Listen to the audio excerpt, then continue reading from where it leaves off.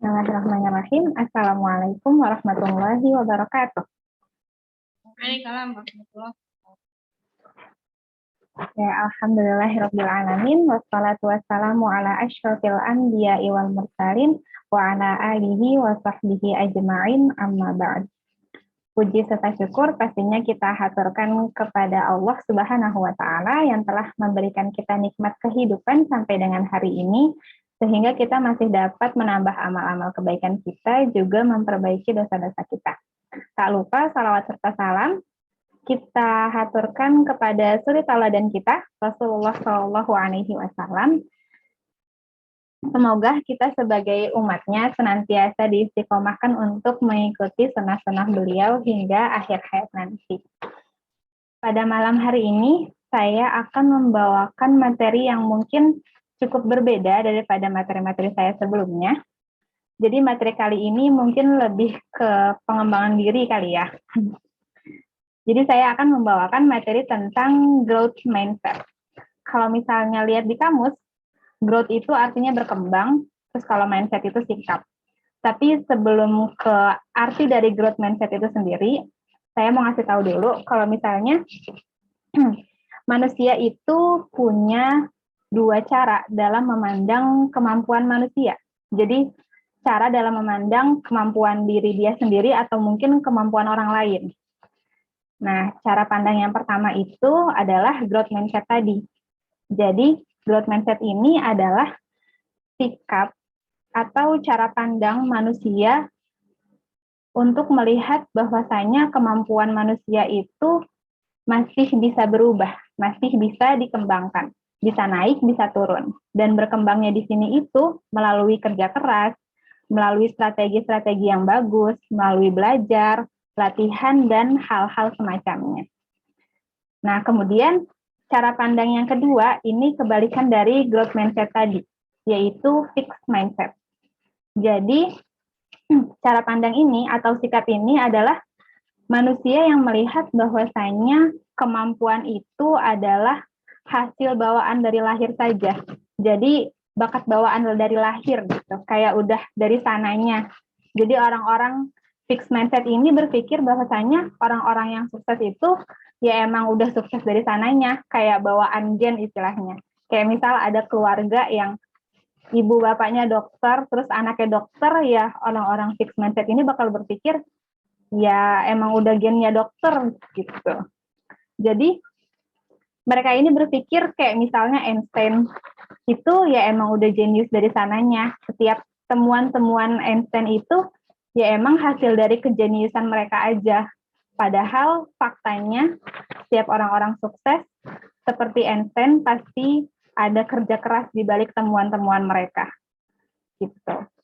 Nah, balik lagi ke growth mindset tadi, karena hari ini saya akan menjelaskan tentang growth mindset saja. Jadi kalau kata psikolog, orang-orang dengan growth mindset ini bisa meraih banyak hal daripada orang dengan fixed mindset. Kenapa? Karena orang-orang dengan growth mindset itu nggak terlalu khawatir soal mereka nggak terlihat pintar. Jadi gengsinya mereka itu rendah. Orang-orang dengan growth mindset lebih banyak menghabiskan energi mereka buat belajar. Dan mereka lebih menghargai proses. Kalau orang-orang fixed mindset tadi kan cuma fokus ke hasilnya aja. Kayak mikir orang sukses, ya emang udah dari sananya sukses. Tapi kalau orang-orang growth mindset, itu mereka melihat proses, mereka menghargai proses. Tapi jangan sampai disalahartikan bahwasanya orang-orang growth mindset ini kayak, yang penting gue udah usaha. Nggak gitu. Jadi orang-orang growth mindset ini, dia fokus ke usaha sama hasil juga. Jadi bukan yang penting gue udah usaha, mereka fokus ke hasil yang mereka capai juga. Jadi setiap usaha yang mereka lakukan, itu mereka udah ukur hasil apa yang akan mereka capai. Jadi usaha mereka itu udah hasil dari perhitungan mereka. Jadi bagi orang-orang growth mindset, hasil akhir sama proses itu penting bagi mereka. Nah, gimana sih ciri-ciri orang dengan growth mindset? Jadi di sini ada 6 ciri-ciri yang mungkin mewakili orang-orang dengan growth mindset. Yang pertama itu, mereka menganggap kegagalan sebagai kesempatan untuk belajar. Jadi ketika mereka dihadapkan dengan kegagalan, mereka nggak down. Mereka justru menganggap kegagalan itu adalah kesempatan untuk mereka belajar. Terus kemudian yang kedua, orang-orang dengan growth mindset tidak menganggap bahwasanya kritik dari orang lain itu serangan bagi mereka. Justru setiap kritik yang datang dari orang lain itu mereka jadikan sebagai sarana untuk memperbaiki diri mereka. Jadi dari kritikan-kritikan orang lain, mereka malah jadi tahu apa sih yang harus gue perbaiki. Terus selanjutnya, ciri-ciri yang ketiga, orang-orang dengan growth mindset itu suka mengerjakan pekerjaan yang lebih sulit. Suka mengerjakan pekerjaan yang mungkin tidak biasa mereka kerjakan. Mereka malah menganggap pekerjaan-pekerjaan yang sulit itu adalah tantangan bagi mereka. Jadi mereka suka sama tantangan. Nah, ciri-ciri yang selanjutnya berkaitan dengan tantangan tadi. Kenapa mereka suka tantangan? Karena mereka melihat tantangan sebagai kesempatan mereka untuk bereksperimen. Nah, bereksperimen apa? Bereksperimen untuk mencari solusi. Terus, ciri-ciri yang selanjutnya adalah sesuai dengan penjelasan saya di awal tadi, mereka itu nggak cuma fokus pada hasil atau proses saja, tapi mereka fokus pada keduanya. Mereka fokus pada kemajuan-kemajuan kecil dalam proses mereka, dalam usaha mereka, dan juga mereka fokus pada hasil akhir yang akan mereka capai nanti. Gitu. Terus, ciri-ciri yang terakhir, orang-orang dengan growth mindset itu bisa memecahkan masalah secara kreatif.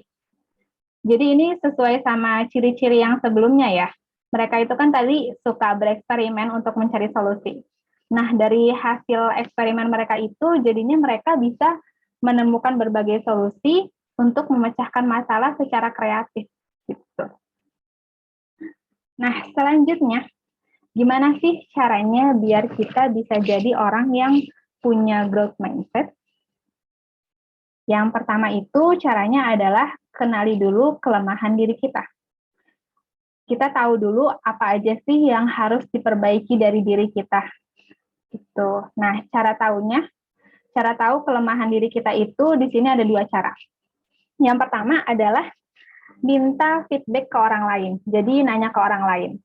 Tapi orang lain di sini perlu diperhatikan ya. Orang lain di sini adalah orang yang tepat bagi kita. Orang yang kira-kira kalau misalnya mereka ngasih feedback ke kita tuh nggak bakal down gitu dari omongan-omongan mereka. Orang-orang yang pastinya objektif dan peduli sama diri kita. Gitu. Nah, kemudian cara yang kedua, kalau misalnya kita nggak berani buat minta feedback ke orang lain, kita bisa juga ngelakuin refleksi diri. Mungkin ini sama aja kayak muhasabah diri ya. Dan biasanya kayak gini tuh waktu paling tepat tuh sebelum tidur. Jadi kayak ngerenung gitu, kira-kira apa aja sih kelemahan diri kita, kira-kira kesalahan-kesalahan apa yang udah kita lakuin, apa aja yang harus kita perbaiki dari diri kita biar kita bisa menjadi manusia yang lebih baik lagi ke depannya. Gitu. Terus selanjutnya, cara yang kedua, setelah kita tahu kelemahan diri kita itu apa, langkah selanjutnya adalah cari informasi terkait brain plasticity. Nah, apa sih itu brain plasticity? Brain plasticity itu artinya plastisitas otak atau kelenturan otak. Nah, di sini mungkin saya bakal ngejelasin secara umum atau singkatnya aja. Secara detailnya bisa dicari sendiri di Google. Jadi, secara singkatnya, sesuai artinya tadi, kelenturan otak, jadi otak kita itu sebenarnya bisa dilatih, bisa berubah. Semakin banyak kita belajar, semakin banyak pengalaman yang kita lewati, semakin banyak hasil belajar kita dari pengalaman-pengalaman tersebut, maka saraf-saraf di otak kita itu bisa semakin menguat. Dan pada akhirnya kita tuh bisa semakin pintar dalam menyelesaikan masalah-masalah. Kita bisa semakin pintar dalam menemukan hal-hal yang baru. Itu secara singkatnya. Terus kemudian, cara yang ketiga, setelah kita tahu kelemahan diri kita apa, kita udah tahu nih informasi terkait brain plasticity, cara selanjutnya adalah ulik kehidupan orang-orang sukses. Jadi cari tahu apa benar mereka orang-orang sukses itu emang sukses dari sananya, atau apa benar mereka itu cuma males-malesan terus bisa jadi sukses, bisa jadi kaya, bisa jadi orang-orang yang berpengaruh gitu. Jadi kayak cari tahu perjalanan-perjalanan orang sukses, cari tahu perjuangan-perjuangan gimana pada akhirnya mereka bisa mencapai di titik kesuksesan mereka sekarang. Gitu. Terus langkah selanjutnya, setelah kita tahu kelemahan diri kita tahu nih informasi terkait kelenturan otak, terus kemudian kita juga udah ulik-ulik tentang perjuangan-perjuangan orang-orang sukses. Cara yang selanjutnya adalah kembali ke diri kita lagi nih. Kita lihat tantangan yang ada di depan kita, yang ada di hadapan kita itu sebagai kesempatan bagi kita untuk memperbaiki diri. Kesempatan bagi kita untuk mengupgrade diri kita, untuk menaikkan level kita ke level yang lebih atas lagi. Gitu. Jadi di sini jangan sampai ketika kita udah kenal kelemahan diri kita apa, kita udah tahu nih kelenturan otak itu apa, kita udah tahu gimana perjuangan orang-orang sukses, jangan sampai kita malah nolak pekerjaan-pekerjaan yang mungkin nggak biasa kita kerjakan. Gitu. Jadi justru setelah kita ngelakuin langkah-langkah yang sebelumnya tadi, sekarang waktunya kita buat menghadapin tantangan-tantangan yang ada di depan kita. Jadi buat jangan menghindar sama tugas-tugas atau mungkin tanggung jawab yang mungkin di luar skill kita, yang nggak biasa kita kerjain.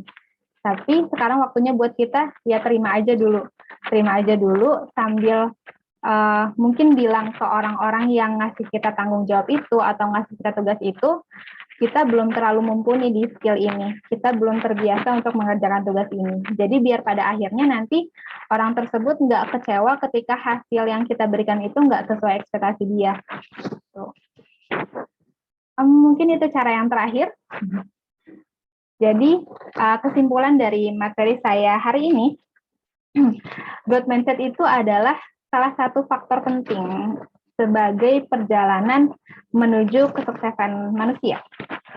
Jadi growth mindset ini faktor penting dalam perjalanan kesuksesan manusia. Mungkin aja ada faktor lain. Nah, di sini kesuksesan tadi bukan cuma kesuksesan dunia ya, tapi juga bisa kesuksesan di akhirat. Nah, mungkin ada faktor lain yang harus kita siapkan juga selain growth mindset ini. Tapi growth mindset ini merupakan salah satu faktor yang bisa kita kendaliin, bisa kita pelajarin gimana caranya biar kita jadi seorang yang punya growth mindset. Nah, setelah kita bisa kendaliin itu, setelah kita tahu banyak, kita belajar banyak, dan akhirnya bisa menjadi orang yang punya growth mindset, akhirnya growth mindset ini akan membuat kita menjadi orang yang berkembang setiap harinya. Nah, ini tuh merupakan resepnya orang-orang sukses. Jadi orang-orang sukses itu nggak ada jalan pintasnya biar mereka jadi sukses. Mereka tuh punya perjuangannya masing-masing, dan caranya itu ya cuma kerja keras dan berusaha menjadi orang yang lebih baik setiap harinya. Berusaha menjadi orang yang berkembang setiap harinya. Dan kita kalau misalnya punya growth mindset itu, kita bisa jadi orang yang seperti itu. Gitu. Mungkin itu saja yang dapat saya sampaikan. Kurang lebihnya mohon maaf. Assalamualaikum warahmatullahi wabarakatuh.